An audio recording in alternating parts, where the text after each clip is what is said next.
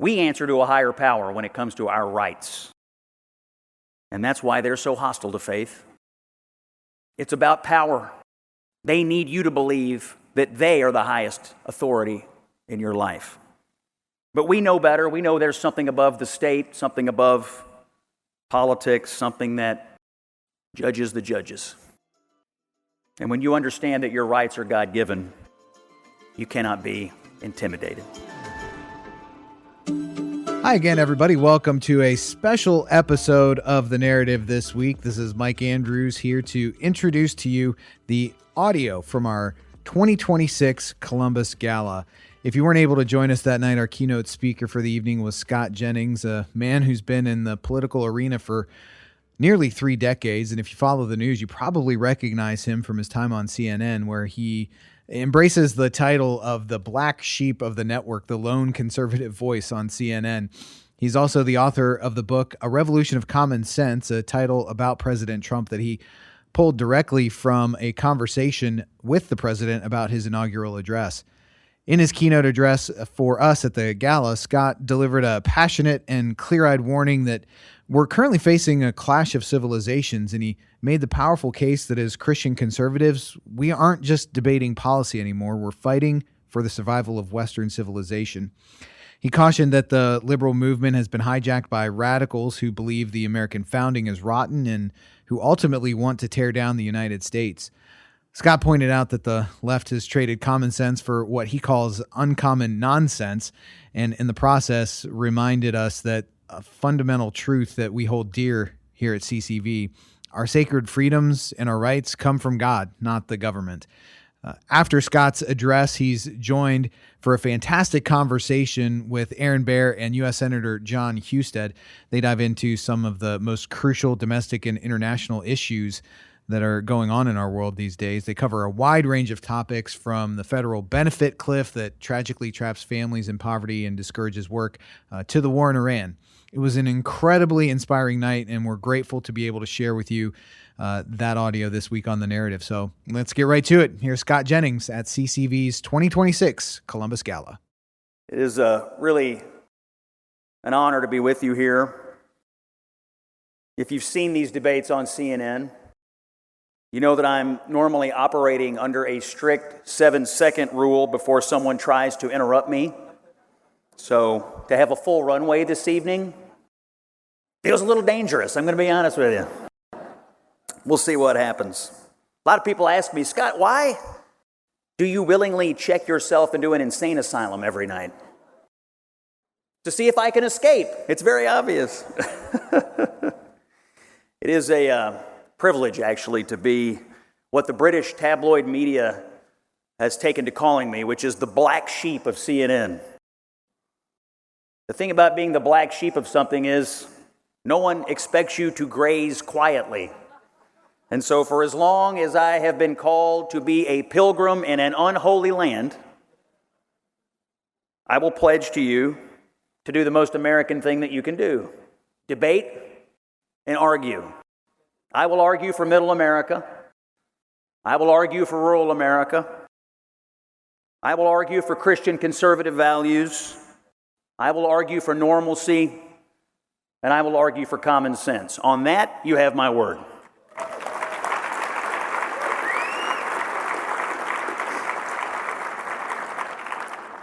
It's a great pleasure to be here with a lot of friends, including Senator John Husted. I know everybody in this room knows this. It is vital that he goes back to the United States Senate, and we are going to make it happen in the state of Ohio. And to be here with Dave Yost, who I've known for a long time now. Long enough for you to grow a gray beard. We worked on a lot of things together over the years.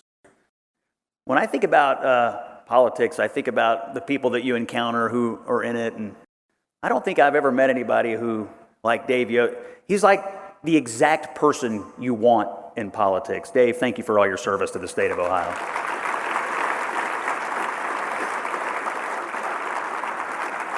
And to Aaron, thank you for your remarks and your invitation. Truly a gifted communicator. Always nice to meet a fellow debater. somebody who's out there taking on the slings and arrows from the left. So you've got a great leader, Aaron Baer, really terrific.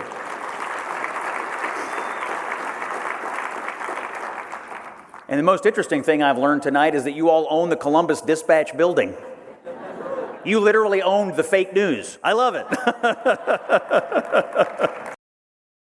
As was mentioned, I wrote a book last year called A Revolution of Common Sense, which I took from something that President Trump said in his inaugural last January. I was sitting on the set at CNN, and the President said, "We're going to have a revolution of common sense." And I turned to Van Jones and I said, "That would make a great book title." And he said, "Please don't." So I did. And I made an appointment to go see the president, who truthfully I didn't know, really. And I went to the Oval Office, and I went in there, and he was at the Resolute desk, and the cabinet was in there, and a lot of the senior staff of the White House were in there. And he looked up from the Resolute desk, and he said, "You look terrific. I mean, you look good on TV, but you actually look terrific. Now have a seat next to the other Scott." Bessent, the Treasury Secretary. So I sit down, and the president says, "Does everybody here know Scott? He is like our best guy. He knows how to defend me without getting fired by CNN, which is no small talent." And then he said, "To be honest, Scott used to be a little bit average.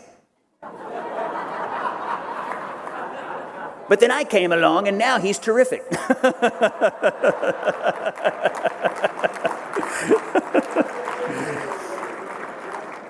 About halfway through writing the book, and he was very generous. I got to hang around the Oval Office, and I flew to Michigan with him on Air Force One and got to really see how he's doing things.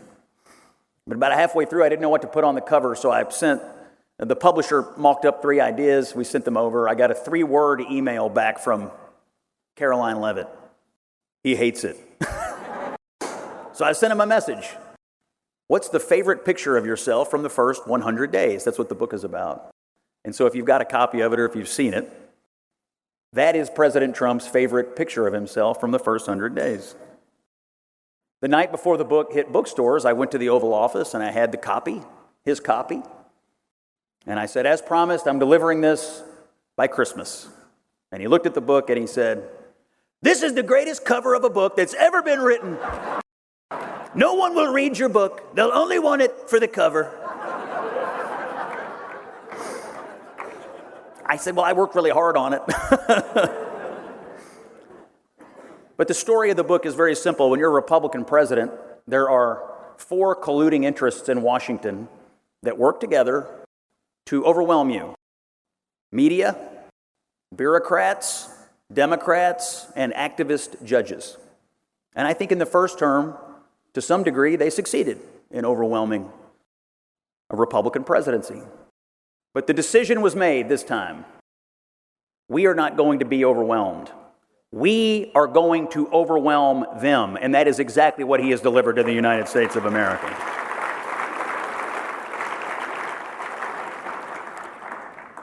It's an honor to be in this room with fellow Christian conservatives who do more than just talk.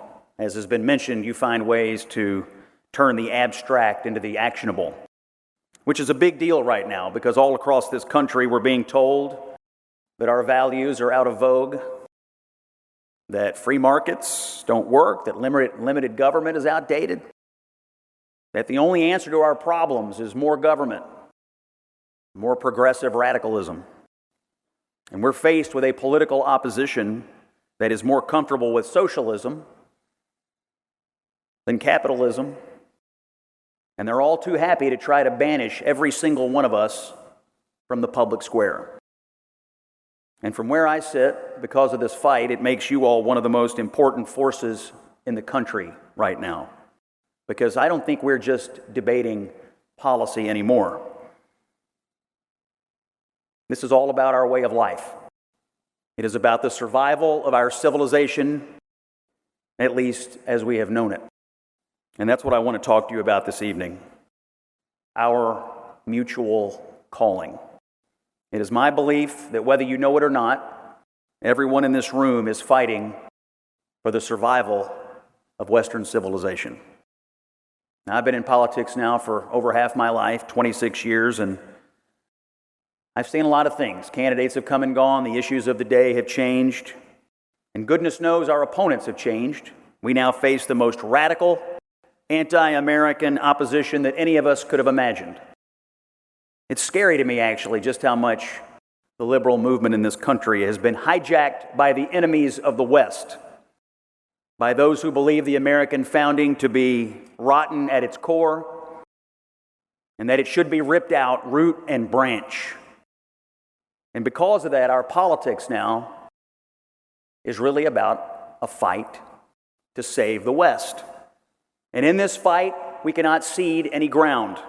Not in politics, not in business, not in culture, not in education, and certainly not in my arena, which is the media. There is a clash of civilizations occurring right now. Ours is better, and we have to do everything we can to fight for it and defend it and save it. And that's what this organization is all about.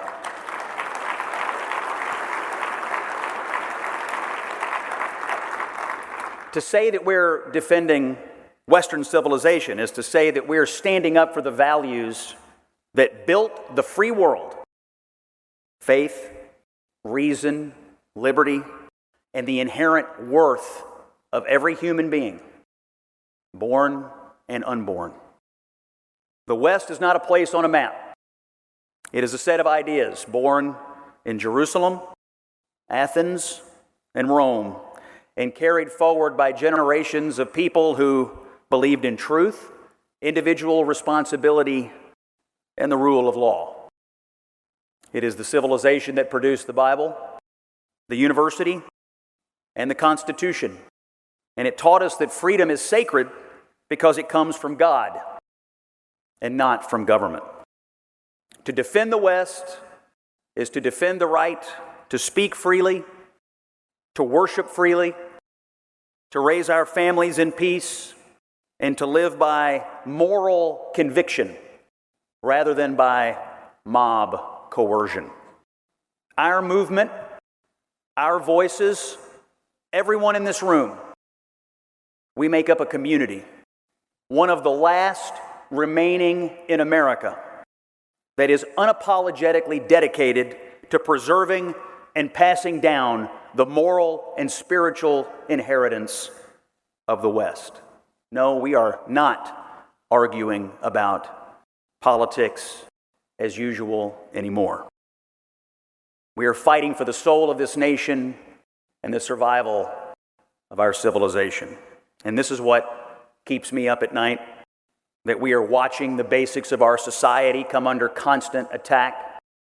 The radical left, the enemies of the West, are going after anyone who builds anything, who believes anything, or stands for anything. Already this year, on the streets of Minneapolis, Los Angeles, and other American cities, we've seen radicals, angry mobs, making clear that nothing short of violent confrontation and mayhem will satisfy them. Why? Because they wish to exist in a state of secession from our union, maybe, but certainly from Western civilization. Tim Walz, the governor of Minnesota, the biggest buffoon in American politics, referred to what was happening there as the new Fort Sumter. I guess Democrats, Dave, haven't changed all that much since the 1850s. But they don't believe in the Union. They don't believe in our national borders. They don't believe in our national laws. They don't believe in any sort of legal or moral order.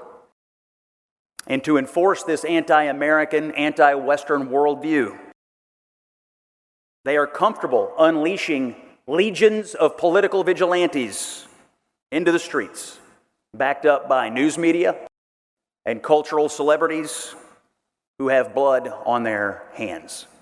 They don't care how many brainwashed people get hurt, or die. They are bloodthirsty because they can no longer contain their disdain for the moral contours of Western civilization and American democracy.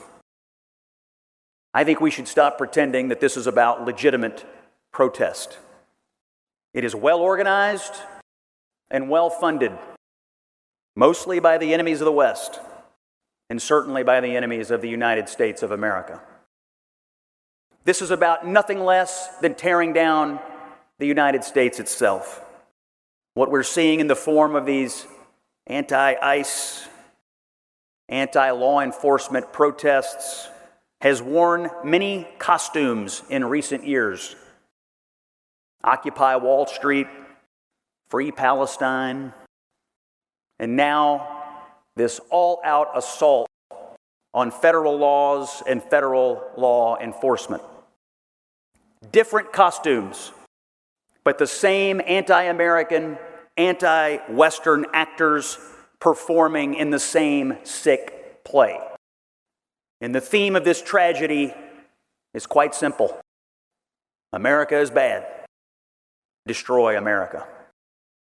I think we have a nullification crisis on our hands. Democrats who want to nullify federal laws because they don't like the president.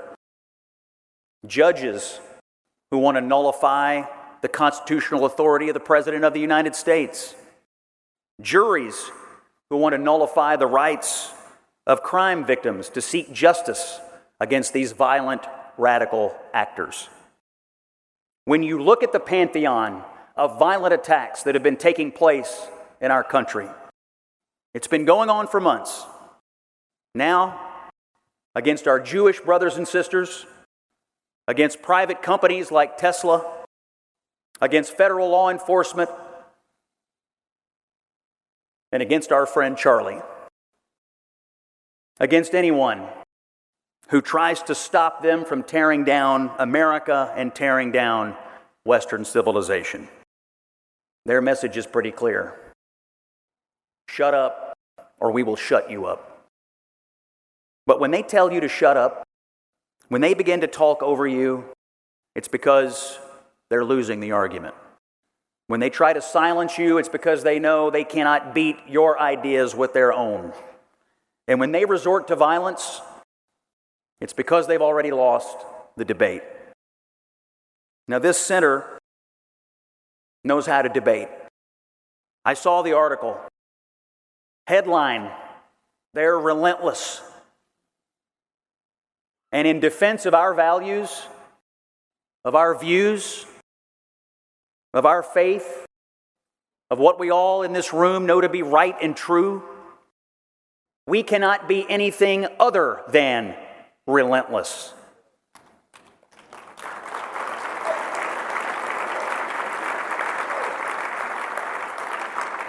People ask me all the time, what does the Republican Party or the conservative movement even stand for these days? Hasn't it changed a lot since you came along all those years ago? Sure, there have been some changes. Leaders come and go. They all leave their imprint on our platform. But to me, the answers today are pretty simple. We are the only political party in America that defends the West. We defend it at home, and we are right now defending it abroad. Even as Europe succumbs to an immigration crisis that has crippled its domestic politics and rendered it useless in the fight to save the West. We're the party that knows the difference between men and women. Look what happened at the Supreme Court and in the halls of Congress recently.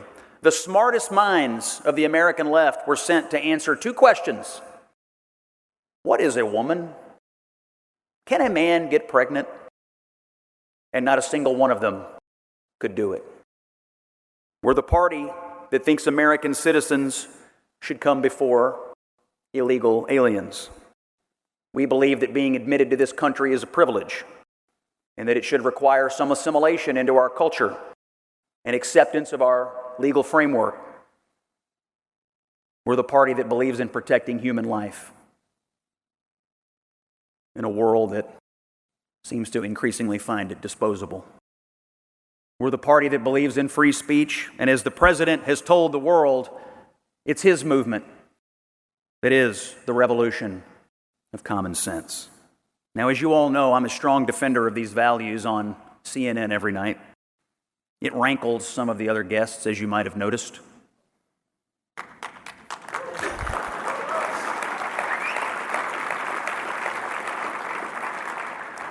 Interestingly, people sometimes wonder, do I get along with these people that I work with? Actually, the answer is yes. There's a few of them. We're friends. We open our ears and our hearts to each other before we open our mouths, which is a good rule for punditry, but it's also a good rule for life.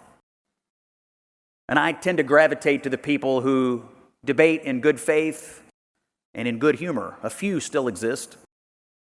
But I do encounter more than a handful who are angry and filled with rage. They can't make a joke or take one. And they use the language of hate. And you all have heard it in this room. They call you racist, fascists, Nazis. You've heard it all. And I think to myself, as we are simply trying to build a coalition of common sense, what is happening to these people? Why are they so angry? It's because they're headed in the exact opposite direction.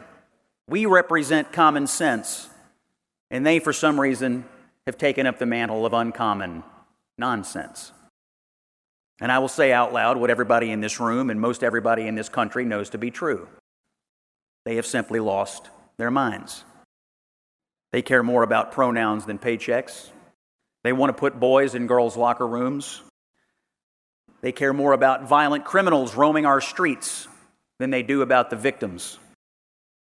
Their principal constituency are now illegal aliens more than American citizens, and they are hostile to anyone who believes in the Judeo-Christian underpinnings that anchor our laws and culture. They have become the party of weirdos and scolds, people who think your 5-year-old needs to know more about gender fluidity than phonics. They want to control everything. They want the government making all of the decisions and you making none of them. And if you disagree, as a matter of politics or even as a matter of faith, well, we saw what happened to Charlie. We saw what nearly happened to our president in Butler, Pennsylvania. And today we see the American left promising retribution against anyone who has supported the president, supported law and order, supported the union itself. And make no mistake, they mean it. They will impeach the president if they regain control. And they will punish anyone who's been within 200 feet of him, I can assure you. Something crucial to understand about the left. They hate success. They hate it when people make it on their own. They hate it when you don't need them. Think about what they teach our kids, that America was founded on racism, that our country is rotten, that capitalism is evil, that hard work is for suckers, that merit is a dirty word, that the nuclear family is oppressive, especially to women, that faith is for idiots and rubes from places like Kentucky and Ohio. Is it any wonder that Charlie spent all that time on college campuses? He knew what was happening. He knew what the young people of this country were facing. I've got 4 boys of my own back home in Kentucky. 16, 12, 10, and 8. There's a lot of chaos in the Jennings household. We also have 35 laying hens in the backyard. Anybody have chickens? Oh, yeah. Never get a rooster. That's all I can tell you. We accidentally got one once. They crow all day, and they constantly sexually harass their coworkers. We named our rooster Governor Cuomo. It was a...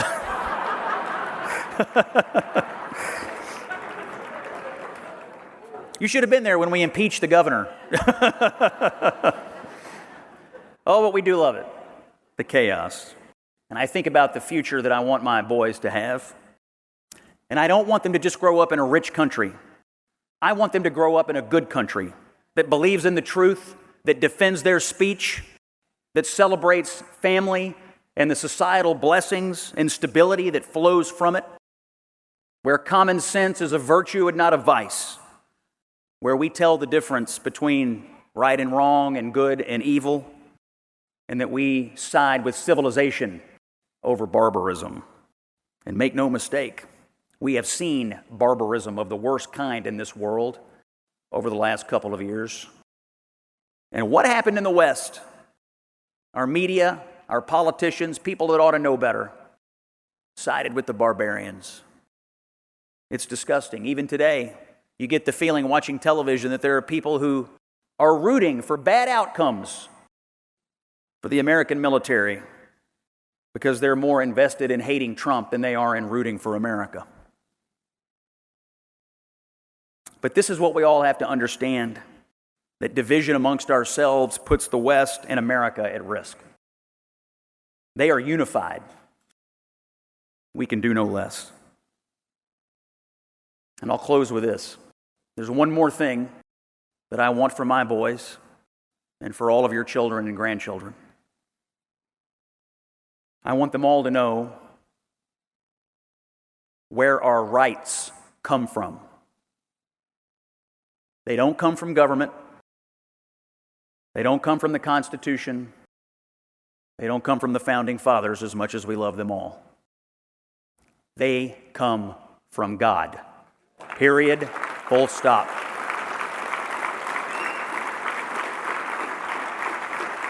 Now, this used to be obvious to everyone. Now it's controversial. The left wants you to believe that your rights are whatever they say they are. That's so they can take them away so easily. But if your rights come from God, this is something different altogether. No politician can vote them away. No judge can rule them out of order. No mob can shout them down. We answer to a higher power when it comes to our rights. And that's why they're so hostile to faith. It's about power. They need you to believe that they are the highest authority in your life. But we know better. We know there's something above the state, something above politics, something that judges the judges. And when you understand that your rights are God-given, you cannot be intimidated. Sometimes, and tonight, many people in this room have asked me, Scott, how do you do it? How do you sit there with these people? And I often think of Paul's letter to the Ephesians. Put on the full armor of God so that you can take your stand against the devil's schemes. Our struggle is not against flesh and blood, but against the powers of this dark world and against the spiritual forces of evil in the heavenly realms. Put on the full armor of God so that when the day of evil comes, you can stand your ground. I think of it all the time. So thank you for having me here tonight. I want you all to remember that defending the West is not an act of nostalgia. It is an act of stewardship. We are heirs to a legacy purchased by the courage of men and women who came before us and believed that truth was worth defending and that freedom was worth dying for. And to paraphrase the Lion of the West, Winston Churchill, the flame of Christian civilization cannot be extinguished. It may flicker, but it will never go out. Our mission, your mission, is to spread light and truth in a confused world that desperately needs your clarity, into a divided culture that needs your courage, and into a dark age that very much longs for the light. If we remain faithful to God and to the truths that built this great civilization, our best days and the world's are still ahead of us. When it comes to defending the West, failure is not an option. Thank you, Columbus, Ohio. God bless Ohio. God bless the United States of America. Thank you for having me here tonight.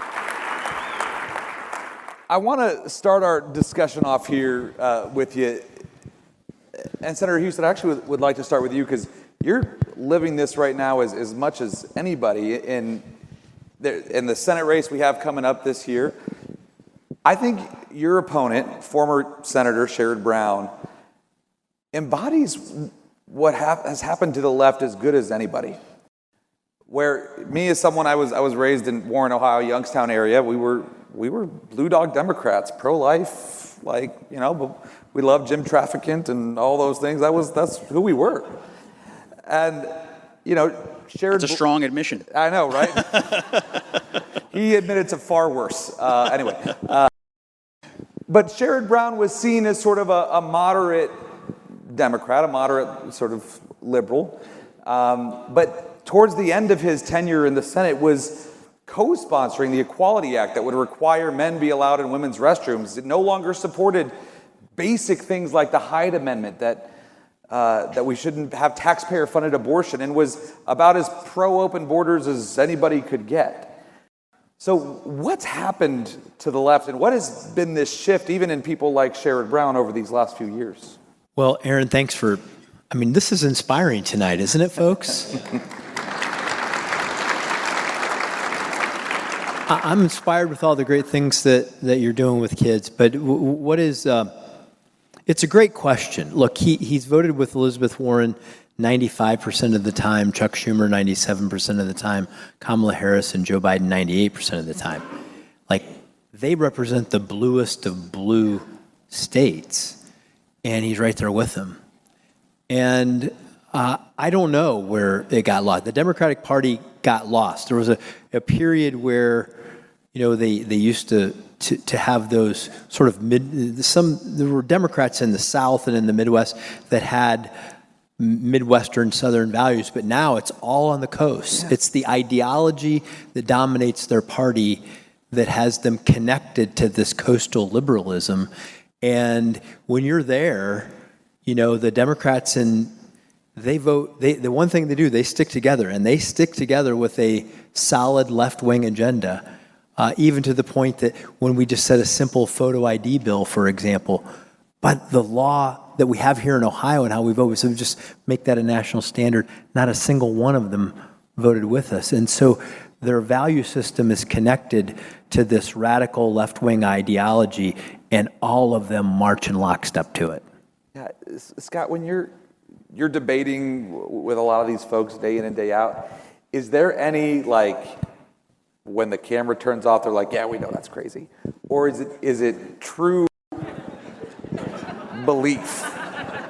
Because some of these things we come up against today, I think the immigration issue is a great example about this. You can go and find clips of Hillary Clinton in the late 90s, early 2000s, frankly, sounding like Donald Trump. Yeah. And saying the importance of having a secure border and the importance of not allowing illegal immigrants to be using government service programs and things like that. No, they believe it. Yeah. And you brought up the Clintons. We have all their voters now, by the way. That's true. I think of my dad, the garbage man from Western Kentucky. Biggest Clinton guy I knew. First person to tell me Donald Trump was going to be the next president. He knew. The blue-collar guys knew. They've abandoned those people. And they've replaced it. I think the DNA of their party and of the left is very simple. It's this radical idea that we're in a cosmic battle between the oppressors and the oppressed. In case you don't know what group you're in, you're the oppressors. And they want to balance the cosmic scales. It's what the socialists believe. It's what the communists believe. And it's not a fringe view anymore. It is the DNA of one of our two political parties in America. They just elected a mayor of New York City on it. And so that's what's coming. And they require total adherence to this. In the Senate, there's one guy who occasionally stands up against them. His name's John Fetterman from Pennsylvania. And for that, he has about an 11% approval rating among Democrats in Pennsylvania. Now, the Republicans love him, and the independents kind of like him. But if you get out of step with him, if you get out of line with this radicalism, they will destroy you. So nobody in the Democratic Party is allowed to come over and talk to Senator Husted and say, can I join your bill that apparently has 90% support among the American people, showing an ID to vote? They're not allowed to do that because they don't allow their people to get out of line. And that is the unified radicalism we're up against. And so I mentioned in my speech, division on the right strengthens the hand of a unified radical movement. And it's not incremental. It's completely out of bounds of what anyone in this room would consider to be mainstream political thought on the mainstream political spectrum in America. People sometimes say, don't we have center-right and center-left? No. We have center-right, and we have radical left. I don't think there's anyone left on the center-left. That's gone. And they've pushed it that way. And I don't, they sort of beat this back in 16 and in 20, but I don't think they can ever really beat it back again. Well, there's something, we're seeing this play. This is one of the awesome things about America is that we're 50 states, and 50 states do things different ways. You're seeing a mass exodus of American citizens from blue states to red states. The population difference doesn't show so starkly because a lot of people who came in here illegally have gone to the blue states, the sanctuary states and cities. But if you're looking at actual American citizens with high taxes and a value system that is just detached from the realities that most people live, you're seeing them move to red states. We're seeing that migration. So when those policies are in play at the state level, you see what American citizens think about them, and they're voting with their feet. No, that's actually in Daily Wire this week when we published the Family Structure Index. That was the headline of what Dr. Brad Wilcox and I wrote about, which was we call it the Great Sort, where you see families fleeing these blue states.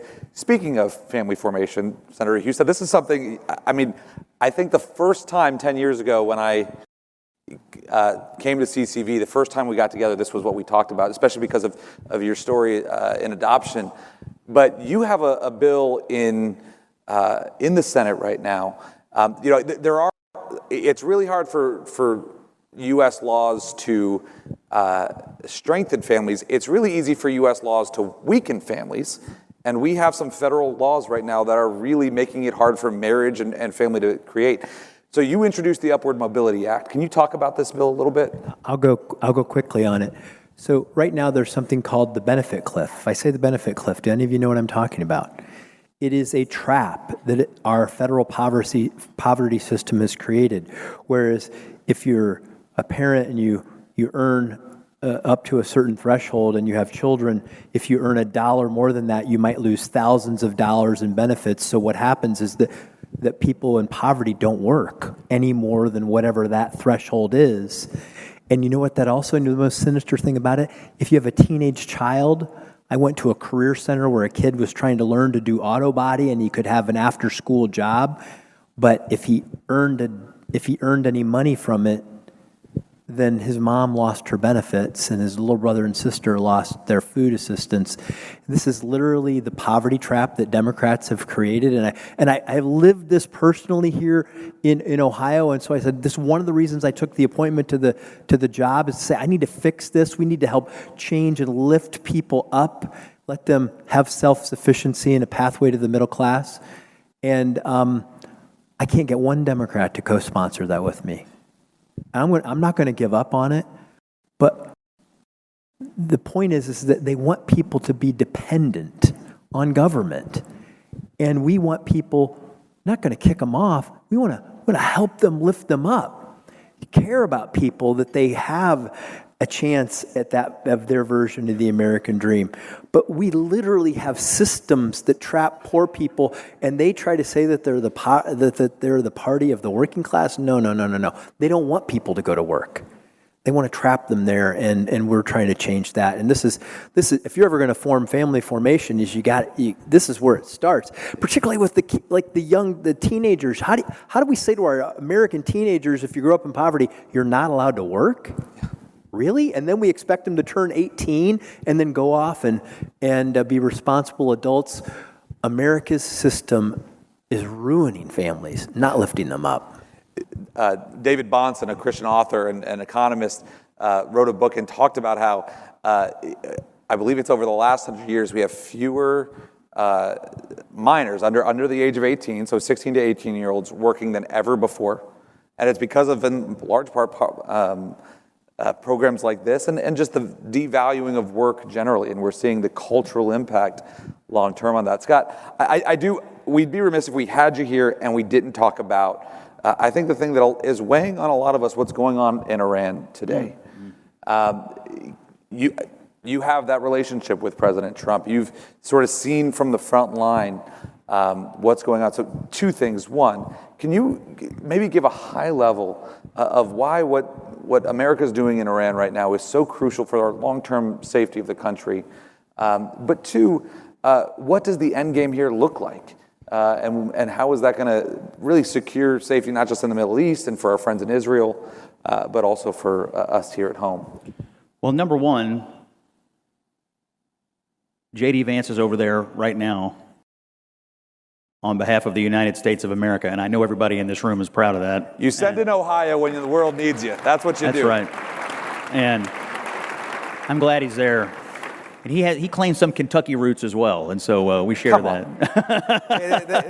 Middletown, Ohio is where it all went. Anyway, keep going. And Princeton Pike Church of God, actually, by the way. Anyway. Yeah. Look, I think this is 7 presidents overdue. Donald Trump has been a clear-eyed thinker on Iran since this regime took power. What is their mantra? Death to America. We're the great Satan. Israel's the little Satan.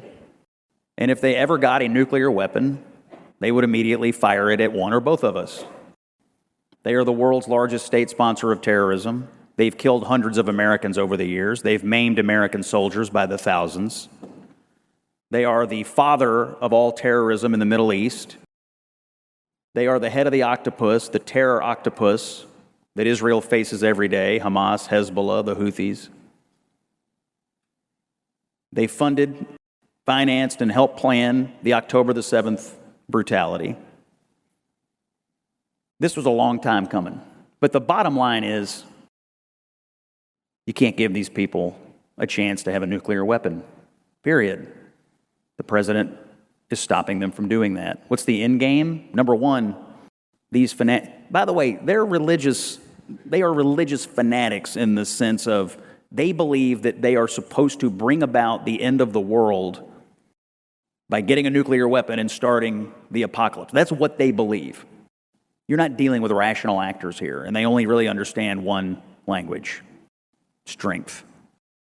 So I think the president is dealing from a position of strength. I think he's trying to keep them from getting a nuclear weapon.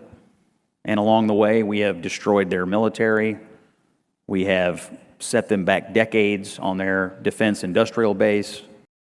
And we've made it very difficult for them to be the sponsor of terror that they were. But the bottom line, I think, for the president is these people will not have a nuclear weapon on my watch. If the Democrats had won the election in 2024, they might already have one. And if they win the next one, watch out for the apology tour to come. But right now, on our watch, these fanatics, the enemies of the West, will not acquire the means to destroy us. They have missiles that can reach most of Europe. They won't be long before they have missiles that can reach even further. Throw some nuclear material on that, that's a bad day. Which is what's so frustrating about our European allies right now being so hesitant about this. They can't reach us yet, but they can reach most of Europe right now. And you can see how their domestic politics has been scrambled. So when I say we're the last best hope of the West, what I really mean is Donald Trump right now is the last best hope of the West as we pray for Europe to come to its senses. Yeah, I would just say, look, as Christians, we want peace. We all want peace. But the Iranian regime is the leading state sponsor of terrorism, and through their proxies like Houthis and Hezbollah, they have killed many, many people, including Americans, over the years.